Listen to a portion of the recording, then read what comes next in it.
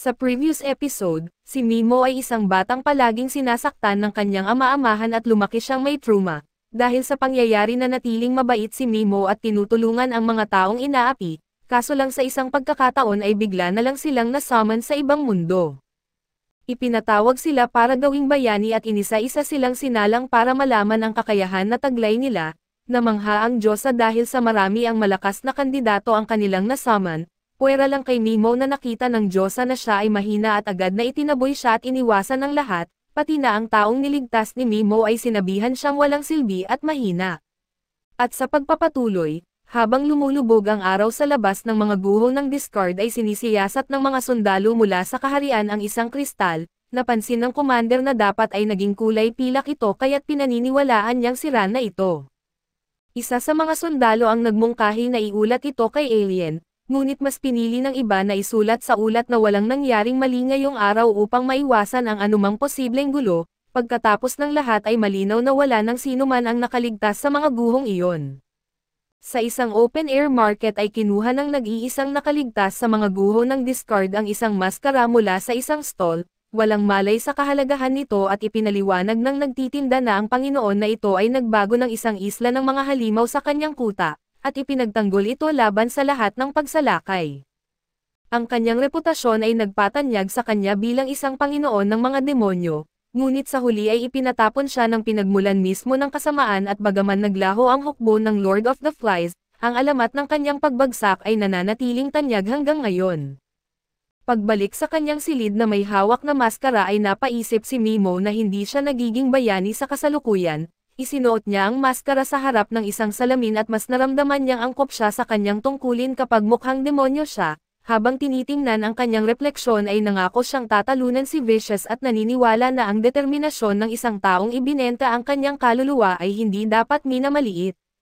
Kinabukasan sa puting kuta ng kaharian ng Magnar, naganap ang pagtitipon ng mga wolves at dito ay ipinahayag ni Nosha Sigas at ito ang hari ng mga puting lobo ng Magnar, ang kanyang pagdududa na ang 5 dragon ay talagang natalo lalo na ang pinakamalakas na tao na si Rowan, at ito ang Monster Slayer.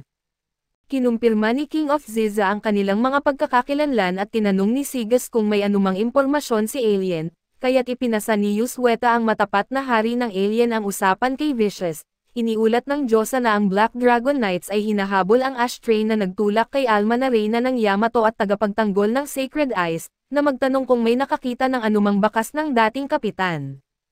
Iniulat ni Rowan na nakakita siya ng mga bakas ng dugo at mga piraso ng damit na pag-aari ng hinahanap na individual, na nagpapahiwatig na malubha siyang nasugatan at kaugnay nito ay binanggit din ng hari ng ulan na ang banal na emperador na si Ortola ay namatay kagabi, at may mga chismis na nawalan siya ng katinoan bago siya namatay.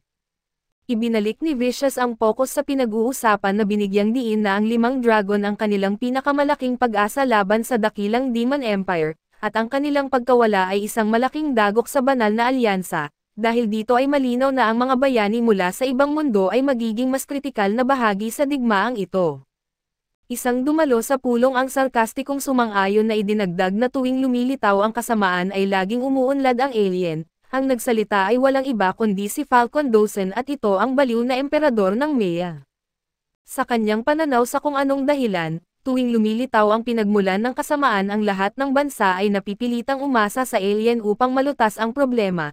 Napansin ni Vicious ang pahiwatig at tumugon na hindi niya kasalanan kung ang bawat buhay sa mundong ito ay nahadlangan ng asensya ng Demon King, na nagiging sanhi ng kawalan ng kakayahan ng lahat na ganap na magamit ang kanilang kapangyarihan.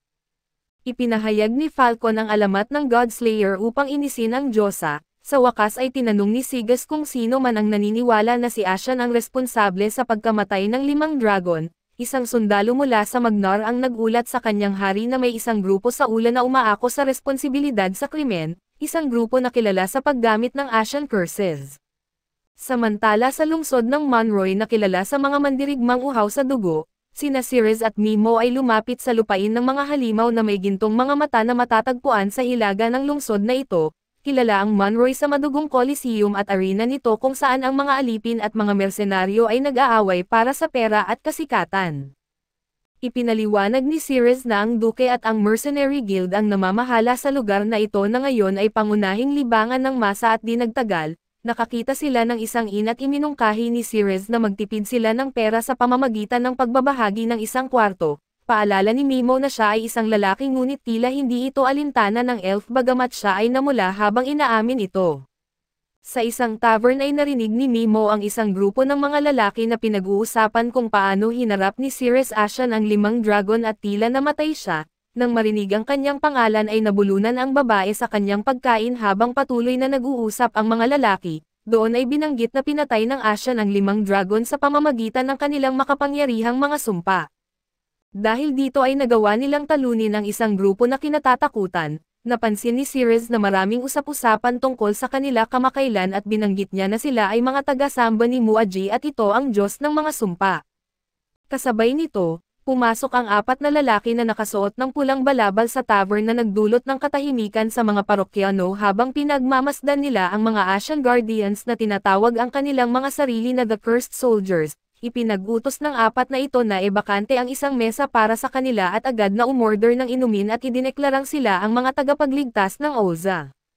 Sa kabila ng takot sa paligid ay hindi nakikita ni Mimo ang mga lalaking ito bilang banta at iniisip na maaaring inangkin nila ang responsibilidad para sa krimen laban sa Black Dragon Knights upang makakuha ng bentahe o kasikatan. 2 parokyano pa nga ang nagkomento na kahit sino ay maaaring pumatay sa 5 dragon dahil ang Ashan Curses ay maaaring maging kahit ano, kaya't madali para sa kanila na kunin ang credit para sa anumang krimen.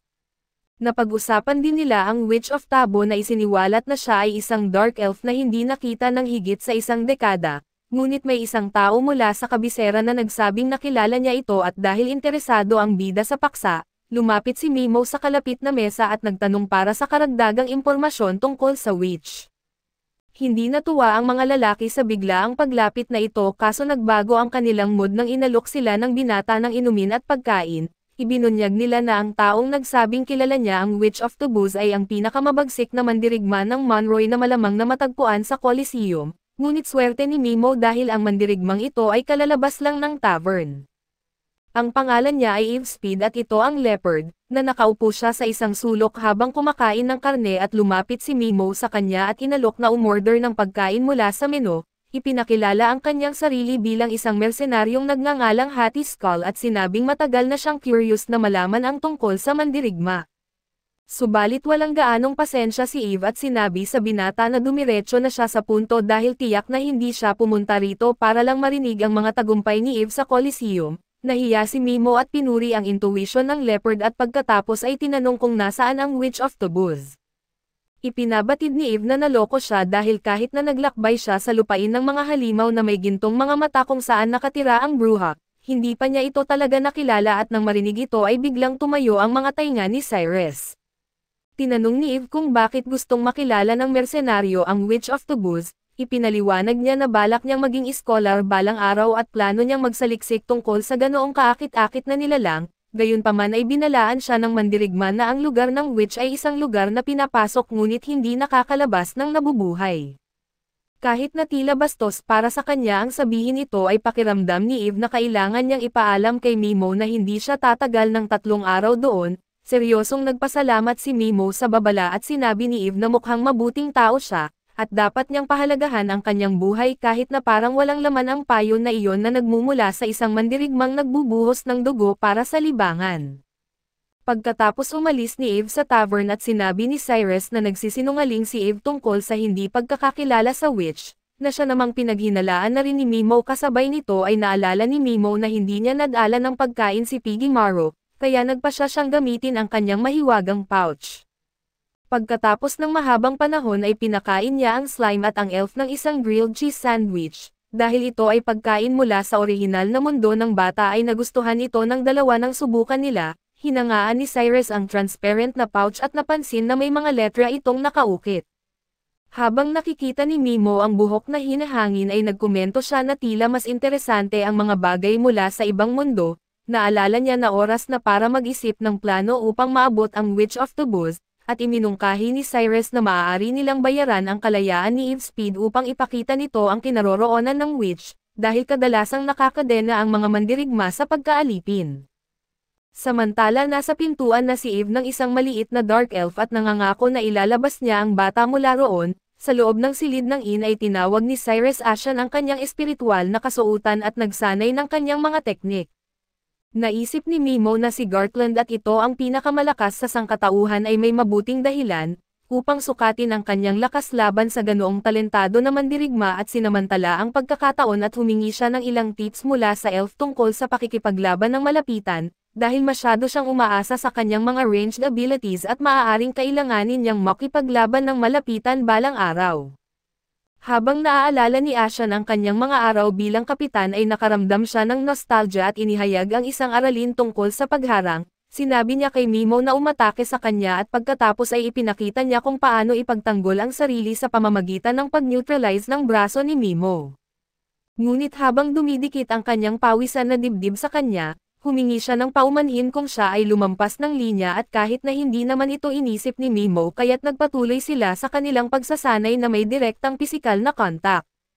Pagkatapos ng pagsasanay, habang naglalabas si Cyrus ay inaamoy niya ang pawisan na tunika ng lalaki at pagkatapos ay naisip niya na ang bahagi ng lalaki ay tila nagiging bahagi ng kanya, matapos gawin ito ay nagsimula siyang isipin na siya ay isang pervert hanggang sa biglang lumitaw ang bata sa likuran niya, na ikinagulat ng elf.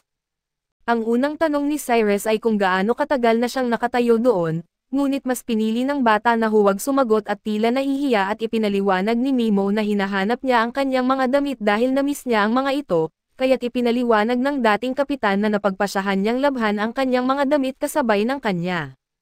Bago matulog ay napansin ni Mimo si Cyrus na nagpapahinga at naisip na ganito ang hitsura ng isang tunay na mabait na tao. Habang kinukuha ang kanyang Lord of the Flies mask ay napaisip siya na ginagawa ng elf ang lahat ng kanyang makakaya upang maging kanyang espada, hanggang sa punto na pinipigil niya ang kanyang sariling emosyon upang magagampanan ang tungkuling iyon.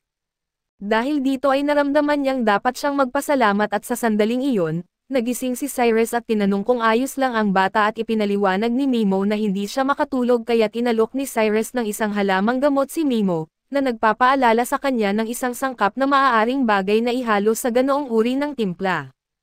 Hindi nagtagal ay umupo silang dalawa at sinubukan ang sangkap kasama ang herbal tea, ngunit nagkamali si Cyrus at ibinigay sa bata ang maling substansya na isang halaman na nagpapasigla at nagpapalakas sa isang tao na sinubukan ni Mimo na mapakalma ang sitwasyon, sinasabing maaari niyang gamitin ang epekto upang magbasa ngunit masyado siyang agitated upang makapag-concentrate sa pagbabasa.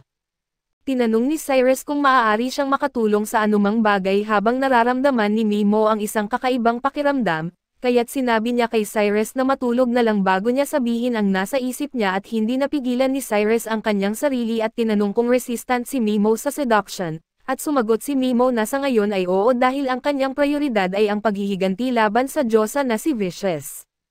Ang pakiramdam na ito ay naging isang obsesyon na pumipigil kay Mimo na mag-focus sa ibang bagay. Sa sandaling makamit niya ang kanyang layunin ay tiyak na magkakaroon siya ng kakayahang mag-isip tungkol sa ibang bagay, ngunit hanggang sa oras na iyon ay pakiramdam niya ay isinusumpa siya ng matinding hangarin na ito na makabawi.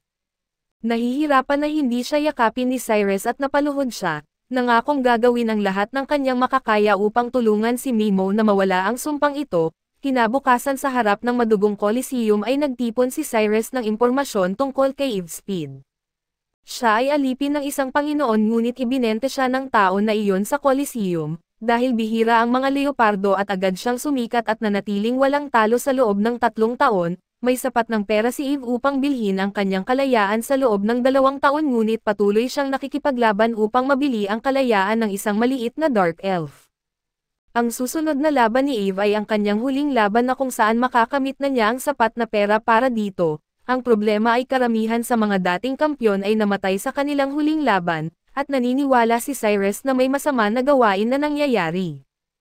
Tila ang duke na nagpapatakbo ng Coliseum ay naglalagay ng mga kampyon sa isang sitwasyong dihado, kung ganoon nga ang kaso ay iniisip ni Mimo na maaari siyang makatulong. Kaso dito muna matatapos ang ating recap, salamat sa inyong panonood hanggang sa muli.